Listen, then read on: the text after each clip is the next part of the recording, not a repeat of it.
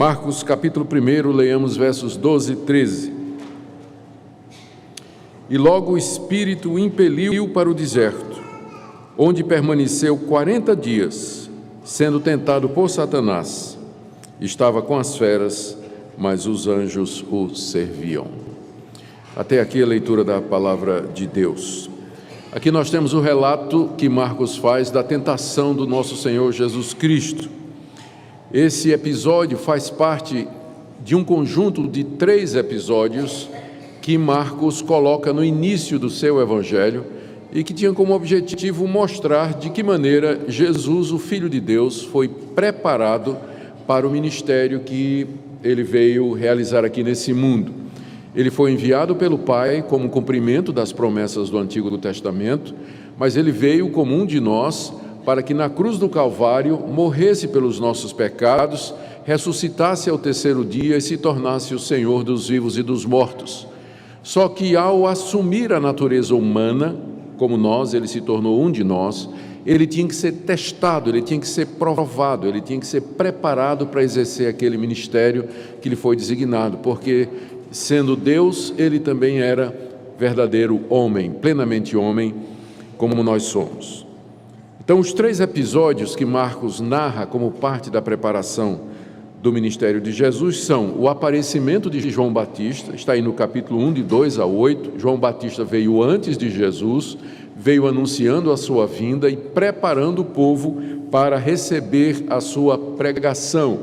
João ensinava o batismo para arrependimento, para perdão de pecados, perdão que seria dado por aquele que era mais forte do que João, porque João batizava com água, mas o Messias que estava chegando batizaria com o Espírito Santo, isso é, ele concederia o perdão de pecados.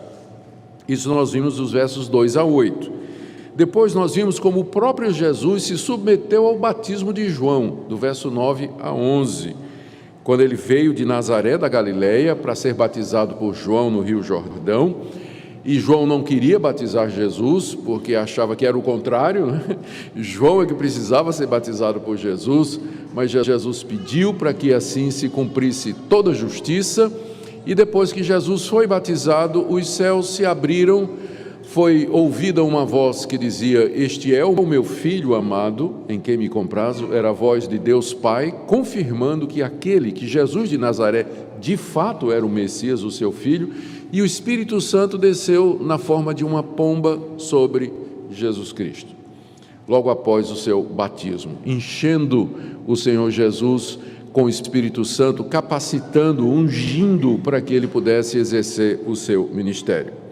E agora vem o 3º episódio da preparação, que é a tentação de Jesus, ou a sua provação no deserto, que está nos versos 12 e 13, que nós acabamos de ler. Certamente vocês estão familiarizados com a versão mais longa da tentação, que se encontra no Evangelho de Mateus e no Evangelho de Lucas, onde ali os 2 evangelistas narram em mais detalhes a tentação de Jesus, inclusive descrevendo 3 delas que aconteceram no final. Marcos, porém, em 2 versículos, resume tudo. Mas apesar de parecer bem resumido, Marcos aqui nos traz informações preciosas a respeito do nosso Salvador e desse momento crucial e importante da sua vida, que foi o teste pelo qual ele passou. Vamos então, queridos, tentar entender a tentação do nosso Senhor e Salvador Jesus Cristo a partir dessas palavras que Marcos registrou de maneira inspirada e dada por Deus. Primeiro, Marcos destaca a ocasião em que Jesus foi tentado. Ele inicia essa passagem dizendo: "E logo o Espírito o impeliu para o deserto", ou seja, e logo depois do que tinha acontecido antes. O que aconteceu antes? Está nos versos de 9 a 11. Foi quando Jesus recebeu o batismo das mãos de João e o Espírito Santo veio sobre ele. E logo, sem pausa, sem que tivesse um momento de descanso, sem nenhum intervalo, na sequência, o Espírito Santo o leva para o deserto. Isso sugere que Deus estava agindo numa sequência, ou seja, o anúncio da chegada do Messias, em seguida ele é batizado e logo ele tem que ser testado, logo ele tem que ser provado. Por quê? Porque no batismo de Jesus, que aconteceu nos versos anteriores, ele foi declarado ser o Filho de Deus. Deus disse lá do céu: este é o meu Filho amado em quem me comprazo. O Espírito Santo desceu sobre ele. Agora era necessário que tudo aquilo fosse provado. Ele era mesmo o Filho de Deus, ele resistiria às tentações, estava ele capacitado para exercer a redenção da raça humana, por isso que diz que logo, em sequência, ligando os dois eventos. Interessante também aqui é notar a semelhança com a história de Israel, não sei se vocês perceberam. Depois que Moisés tirou os israelitas do Egito, de debaixo da opressão de Faraó, abriu o mar. E os israelitas passaram, ali foi o batismo dos israelitas. Paulo fala sobre isso em 1 Coríntios 10, quando diz que eles foram batizados na nuvem e no mar. E logo depois que eles foram batizados no Mar Vermelho, o que é que estava esperando eles do outro lado do rio? Exatamente o deserto, onde eles foram provados durante 40 anos. Então é como se a sequência aqui estivesse imitando o que aconteceu com a nação de Israel: batismo e logo em seguida tentação no deserto. Exatamente a mesma história, Deus repetindo, talvez para nos dizer que depois do nosso batismo, da nossa profissão de fé e do público recebimento como filhos de Deus, nós não entramos no céu.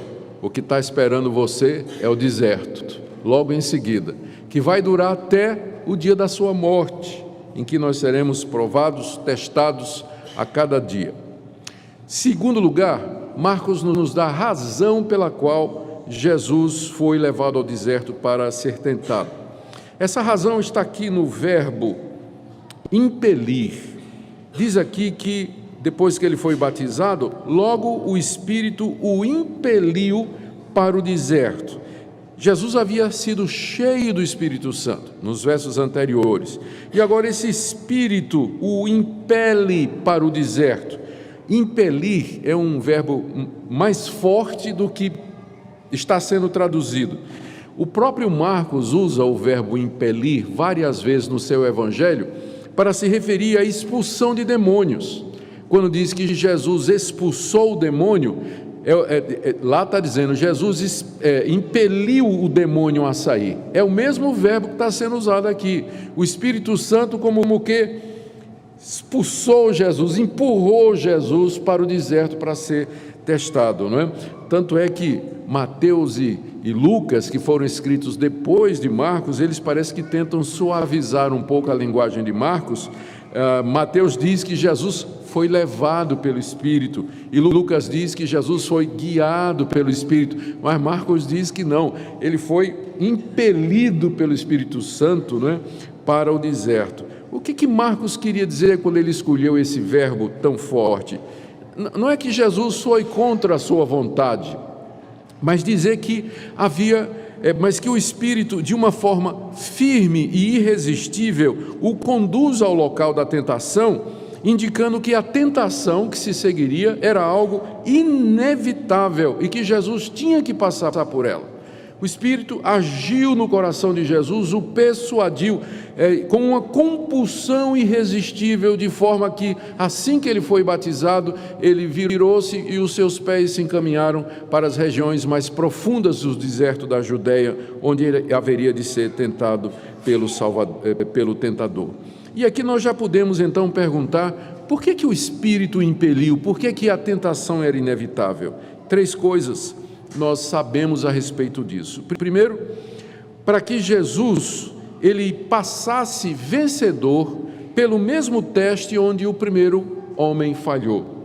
Jesus é chamado na Bíblia de o último Adão ou segundo homem, e há uma relação entre Jesus e Adão. Adão foi o primeiro homem que Deus criou, ele era o representante de toda a humanidade, e ele foi também testado, ele também foi provado pelo mesmo tentador, embora num jardim. Mas o primeiro homem falhou no teste, E pelo erro do primeiro homem, pela falha do primeiro homem, que foi Adão, o pecado entrou no mundo e pelo pecado entrou a morte. E toda a miséria, desgraça e sofrimento que nós experimentamos hoje é resultado da falha do primeiro homem. Ele não passou no teste, ele cedeu à tentação de Satanás. Deus então mandou um outro Adão, que também é cabeça de uma nova raça, que é a igreja. E da mesma forma ele vai ser igualmente testado, ele vai ser igualmente provado. Será que ele vai resistir ao tentador? Será que ele vai sair vitorioso? É por isso que o Espírito impele para o deserto, porque ele precisa enfrentar aquele teste no qual Adão havia falhado. Segundo, era preciso que ele, como filho de Deus, vencesse o diabo. Porque com a falha do primeiro homem, Satanás se tornou o príncipe desse mundo, o espírito que agora opera nos filhos da desobediência. Ele é o enganador de todo mundo, que mantém as nações cativas. Ele é o mentiroso, ele é o dissimulador, ele é o destruidor, inimigo de Deus e que quer destruir a raça humana. Para que Cristo pudesse redimir a raça humana, salvar a raça humana do poder de Satanás, ele tinha que vencê-lo, mano a mano, frente a frente, num confronto lá no deserto. E, de fato, a partir da vitória de Cristo, nesse encontro, nós vamos começar a ver do verso 14 em diante, que a partir dali Jesus sai para saquear a casa de Satanás. E ele vai expelir demônios, vai expulsar Satanás das pessoas, vai libertar pecadores, vai resgatar os perdidos, vai anunciar o reino de Deus e finalmente vai derrotar Satanás na cruz. Mas a vitória dele tem que começar ali. Ele precisa vencer o diabo para que ele possa ser o redentor da humanidade. Mas tem uma terceira razão pela qual ele precisava ir ao deserto para ser tentado, por isso o Espírito o impeliu. É que ele precisava aprender a ser tentado, ele precisava suportar as tentações para que um dia ele pudesse ser o nosso intercessor. Em Hebreus capítulo 2, 17 a 18, e Hebreus capítulo 4, 14 a 16, o autor da carta aos Hebreus nos ensina e nos encoraja a nos aproximarmos de Jesus quando nós estamos sendo tentados, porque ele também foi tentado. Ele sabe o que é ser tentado. Como nós, ele passou por muitas tentações e venceu todas elas. Ele tem empatia por nós, ele entende a nossa situação, ele sabe o que é ser acossado pelo diabo e, portanto, ele pode oferecer socorro real como uma pessoa que entende o que nós estamos passando. Então, não somente para que ele pudesse ser o nosso Salvador, mas também o nosso mediador, intercessor, Jesus precisava, era imperioso que ele fosse impelido, que ele fosse para o deserto, e por isso o Espírito de Deus o impele para lá, ele tem que passar por aquele teste. Em terceiro lugar, Marcos nos informa o local da tentação. Ele diz, e logo o Espírito o impeliu para o deserto. O deserto aqui, a gente deve entender, é a região mais inóspita do deserto, era o local mais interior do deserto da Judéia. Porque no deserto ele já estava, porque João estava batizando no deserto, lá onde o rio Jordão passava e fazia uma curva, tinha um lugar, e João estava batizando lá, mas já era no deserto. Então o deserto aqui é o local mais deserto, o local mais profundo. Alguns até acham que foi próximo do Monte Sinai. Hoje existem várias capelas e igrejas construídas no que o pessoal entende que foi o local da tentação. Mas a verdade é que nós não sabemos com exatidão, porque os evangelhos dizem apenas que o Espírito o impeliu para o deserto, para que ele fosse tentado, não é? E deve, como eu disse, ter sido aquela região mais árida, mais profunda do deserto da Judéia. Por que o deserto? Eu penso em dois motivos. O primeiro, para que a tentação fosse mais severa. A tentação fosse mais severa ainda. Lá não tinha alimentos, lá não havia água, as condições de repouso e sono eram extremamente precárias extremo calor de dia, muito frio de noite e a ameaça de animais selvagens. Foi para lá que o Espírito de Deus impeliu Jesus Cristo. A segunda razão, aqui há um simbolismo aqui. Adão foi tentado num jardim, o primeiro homem foi tentado no jardim, e o último Adão foi tentado no deserto, para que a sua vitória fosse mais retumbante e gloriosa. Ser tentado no jardim é mais fácil resistir. Ser tentado no deserto é mais difícil, porque as condições, o ambiente, como que colabora, não é? O ambiente externo colabora com a tentação interna e a pessoa se sente mais tentado a ceder alguma coisa. Tipo assim, se você está com fome, diz que essas pedras se transformam em pães. Adão teria dito: para quê? Está cheio de fruta aqui. Estou cercado de fruteira, não preciso transformar pedra em pão, estou cercado de fruta, tem muito alimento. Mas no deserto não tinha. No deserto não tinha. Então, o ambiente contribuiria para a severidade do teste de Jesus, para que a sua vitória fosse mais gloriosa. Há também um outro simbolismo. A nação de Israel passou 40 anos no deserto e falhou completamente. Mas agora o filho de Israel, em 40 dias, ele vence completamente. Então, há esse simbolismo dos 40 dias no deserto. Isso nos leva ao quarto ponto que Marcos coloca aqui no seu breve relato, que é o tempo da provação. Diz aí, verso 12, que o Espírito logo o impeliu para o deserto, e no verso 13, onde ele permaneceu 40 dias. Nós sabemos pelos dois outros evangelhos, Mateus e Lucas, que durante esse tempo ele não comeu e nem bebeu. Ele estava em jejum diante de Deus para poder suportar as tentações.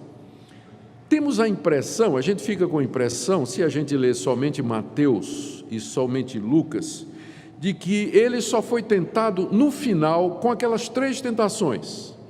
Mas quando Marcos diz aqui que ele permaneceu 40 dias sendo tentado por Satanás, então fica claro para nós de que aquelas 3 tentações que são mencionadas por Mateus e Lucas, elas foram a tentativa final do diabo ao término dos 40 dias, mas que ele já vinha tentando Jesus durante os 40 dias. Foi 40 dias de tentação, de todo tipo de provação e teste. Nós não sabemos que outras tentações foram, além daquelas 3 mencionadas por Mateus e Lucas, mas lá em Hebreus capítulo 4, de 14 a 16, diz que ele foi tentado de todos os tipos e de todas as formas, e que é por isso que ele pode também nos socorrer. Por que 40 dias? Vem a pergunta. E mais uma vez eu imagino que Marcos está aqui, ou que aconteceu e Marcos registrou, por conta do simbolismo. Tem 3 eventos no Antigo Testamento relacionados com 40 dias. Primeiro, a lei veio por Moisés, depois que Moisés ficou quantos dias no alto do monte sem comer? 40 dias. Moisés ficou no alto do monte Sinai 40 dias sem comer para receber a lei. A graça agora veio através de Jesus, que cumpriu essa lei durante 40 dias. Ele cumpriu aquela lei que foi dada em 40 dias, ele cumpriu durante os 40 dias. Segundo evento, Elias, o maior profeta do Antigo Testamento, caminhou sem comer 40 dias para o encontro com Deus na luta contra os falsos profetas. Jesus, que é muito maior do que Elias, é o maior de todos os profetas de Deus, ele vence Satanás depois de 40 dias de guerra espiritual. Como já mencionei, terceiro episódio, Israel passou 40 anos no deserto, sendo preparado para entrar na terra prometida. Jesus é, da mesma forma, tentado, testado e aprovado por 40 dias para poder nos dar acesso à terra prometida, a Canaã celestial. Tudo isso aponta para Jesus como sendo o que veio cumprir as profecias, aquele que é a consumação, a realização de todos os tipos, figuras e símbolos do Antigo Testamento no que diz respeito à redenção. Mas vamos para o quarto ponto de Marcos aqui, no verso 13. Ele diz assim que no deserto ele permaneceu 40 dias sendo tentado por Satanás e estava com as feras, mas os anjos o serviam. Eu quero destacar 4 pontos aqui. O primeiro é que diz que ele foi tentado por Satanás. A palavra Satanás quer dizer adversário, e é o nome que nós damos àquele anjo caído, o demônio que é o líder das forças espirituais do mal, o príncipe desse mundo, o inimigo de Deus e dos homens, que também é chamado do diabo, do enganador, do maligno e da antiga serpente. Por que Jesus tinha que ser tentado por ele? Porque foi ele próprio quem tentou e venceu Adão no paraíso, o mesmo tentador que milhares de anos antes tentou Adão lá no paraíso, é o mesmo espírito imortal que estava ali no deserto para tentar Jesus. Pela queda de Adão, nós já vimos, lhe foi dado poder sobre a humanidade. Ele oprime, engana, corrompe, possui, leva à morte os homens sem Deus. Era preciso então que Satanás, significa o adversário, ele fosse derrotado por outro homem, outro representante, outro cabeça de raça, e assim abrisse o caminho para a redenção. Então esse é o primeiro ponto aqui a respeito da tentação, que é aquele que tentou Jesus, Satanás. O segundo são as tentações. De que maneira ele tentou Jesus? Como eu disse, Marcos não deixa claro. Os outros evangelhos mencionam 3 tentações que são bem conhecidas. Primeiro, transformar pedra em pães. Segundo, tentar a Deus pulando do alto do templo. E terceiro, adorar Satanás em troca dos reinos desse mundo. Essas foram apenas 3 das muitas tentações e representam o esforço final do diabo para levar Jesus a pecar. Tudo isso é muito similar ao que Satanás fez lá no Jardim do Éden, vocês se recordam. Lá ele tentou Adão e sua mulher a obter poder e ser igual a Deus, tentar agir e viver de forma independente de Deus e se submeter a Ele. São as mesmas tentações numa roupagem diferente. A todas elas, o último Adão, o segundo homem, resistiu e venceu. Jesus venceu cada uma delas. A cada tentação, insinuação, provocação, desejo, ilusão, Jesus dizia não, não, não. Por quê? Porque está escrito, está escrito, está escrito. Ele era plenamente submisso ao Pai. Por amor aos seus que ele veio salvar, ele sofreu ali no deserto e resistiu ao tentador. Terceiro ponto aqui, desse último ponto, não é? É o agravante do ambiente. Diz aí que ele estava com as feras. Na região mais profunda do deserto daquela época, havia hienas, chacais e até leões. E havia o perigo constante de ataque desses animais. O quadro aqui lembra quem? Daniel, na cova dos leões. Ali estava o nosso Daniel, o nosso Redentor, diz o texto que ele estava com as feras. E talvez da mesma forma que pelo poder de Deus, Daniel tapou a boca dos leões, ali durante as tentações, a presença do Criador fez com que as feras se aquietassem, apesar de que o ambiente era hostil. Quarto ponto aqui, diz finalmente, é a última passagem do verso 13, mas os anjos o serviam. Eu quero só fazer uma sugestão aí, que onde você tem mas, você pode fazer um risquinho e colocar e. É porque a conjunção grega que eles traduziram como mas, pode ser traduzida como e também, e faz muito mais sentido. Porque senão você vai colocar o conforto dos anjos contra a presença das feras. Na verdade, são duas coisas distintas. Ele estava com as feras e os anjos o serviam. Tanto é que as outras traduções, você pode conferir aí, outras traduções, em vez de mas, já colocam e. inclusive a revisão da Almeida, que vai sair esse ano, eu já conferi, eles já tiraram o mas e colocaram o e. Então, ele estava com as feras e os anjos o serviam. Durante aqueles 40 dias de sofrimento, de provação e de dor, Deus não abandonou o seu filho. Os anjos o serviam, ministravam a ele conforto, como aquele anjo que vai aparecer para ele lá no Getsemane, quando ele começa a suar sangue, dizendo: Pai, se possível, passa de mim esse cálice. Lucas diz que veio um anjo do céu e o confortava.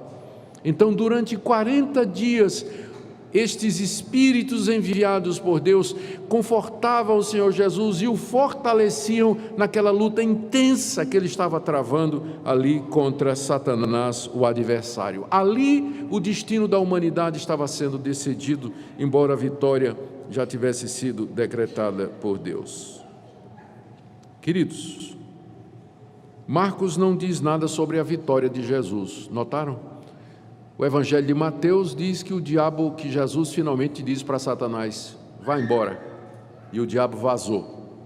E Lucas diz que, tendo terminado as tentações, o diabo, vendo que não conseguia nada, o deixou por algum tempo.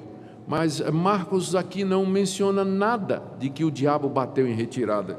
Termina dizendo: permaneceu 40 dias sendo tentado por Satanás, estava com as feras, mas os anjos o serviam, ponto.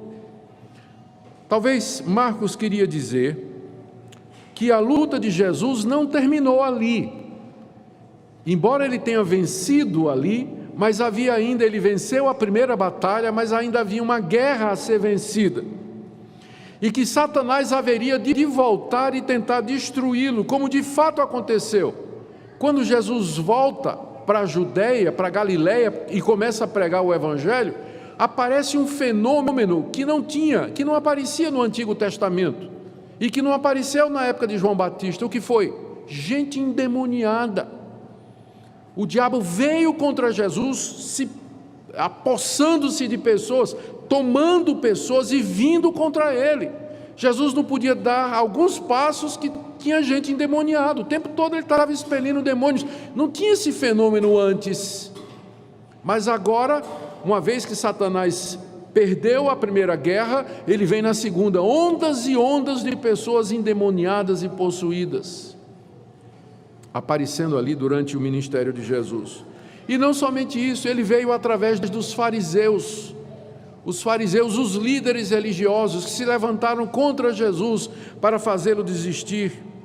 Não somente isso, através dos amigos de Jesus, o próprio Pedro, numa ocasião, foi usado por Satanás para tentar fazer com que Jesus desistisse da cruz. Finalmente Satanás entrou em Judas, que traiu Jesus. Mal sabia ele que, ao fazer isso, ele estava dando um tiro no pé, não é? Aliás, um tiro na cabeça, quando Judas vai trair Jesus.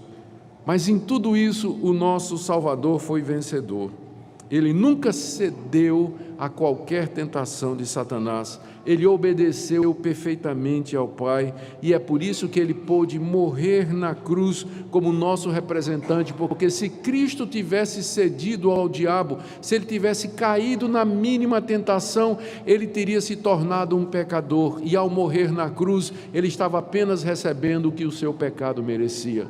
Mas porque ele não tinha pecado, porque ele obedeceu perfeitamente, ele vai para a cruz puro, inocente, perfeito, vitorioso, e a sua morte pode ser aplicada, pode ser atribuída como o pagamento do pecado de muitos. E é por isso que o sacrifício dele tem valor para a minha redenção, porque a minha morte e o meu castigo são imputados a ele. Deus olha para Jesus e vê em Jesus o meu castigo sendo pago, a minha culpa sendo expiada através do seu sacrifício. A obediência de Cristo é a base da nossa redenção. Se ele não tivesse vencido o diabo, nós não poderíamos ser redimidos. Terminando, o que é que nós podemos aprender sobre o nosso Redentor? Ele era realmente um de nós. Ele foi tentado como nós somos. Ele sentiu o poder e a força da tentação, muito embora ele não podia cair. em pecado por causa da sua divindade, ele resistiu e venceu a tudo. E agora ele pode redimir completamente os que nele creem. Ele pode socorrer os que são seus quando são tentados. Isso nos leva a algumas aplicações práticas com as quais eu quero terminar nessa manhã. Primeiro, você deve ter ouvido falar de batalha espiritual.